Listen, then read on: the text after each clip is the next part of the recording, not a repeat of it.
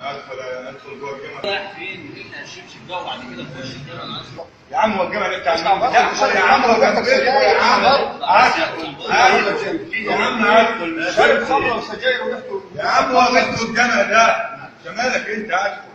تعالى بس ادخل انا ما يعني اخش وشارب خمره كده جمالك انت يا عم انت تشتري بشرب ولا تشتري بعمل وانت يا عم هتجيب الفلوس يا عم الله ياخد الجميع. جامع حرام عليك يا عم ولا بيتكم ولا شاشه جمالك انت ولا الشيخ هيقول هننفذوه يا عم ولا اي لا انا اعمل قاعد اعمل عالي صوت يا عم والجامع خلاص جمالك انت ولو شارب الخمر. اقعد هنا يا شيخ قاعد استنى تعالى بس كف باب ايدك 3 مرات. لا ايدك 3 مرات 3 مرات بعد كده ممكن 3 مرات مضمضه. الشيخ دخل الجامع شرب خمره وريحته سجاير قرر بالسجاره ايه وصل عن جهل لا صح لا صح ما تمشيش معاك يعني. الله أكبر. الحمد لله رب العالمين الرحمن الرحيم مالك يوم الدين. قل يا عبادي الذين أسرفوا على أنفسهم لا تقنطوا من رحمة الله إن الله يغفر الذنوب جميعا إنه هو الغفور الرحيم. الله أكبر.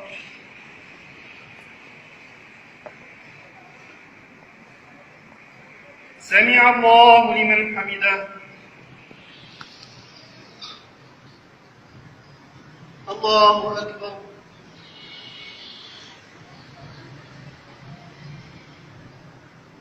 الله أكبر. الله أكبر.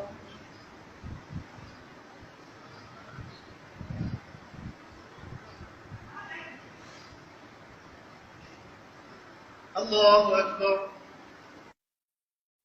ولا الضالين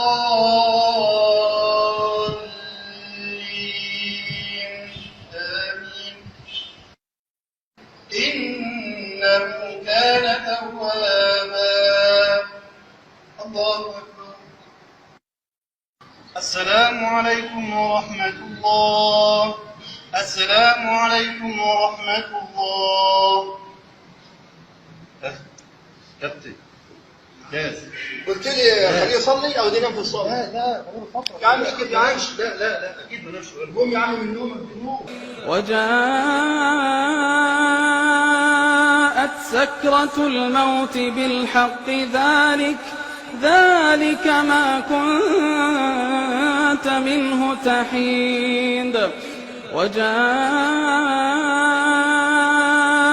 سكرة الموت بالحق ذلك ما كنت منه تحيد. وجاءت سكرة الموت بالحق ذلك ما كنت منه تحيد. كده الله سبحانه وتعالى يعني الإنسان هتأتيه المنية في أي مكان وكان هيموت بره، ولكن الله سبحانه وتعالى عندما أراد له بالخير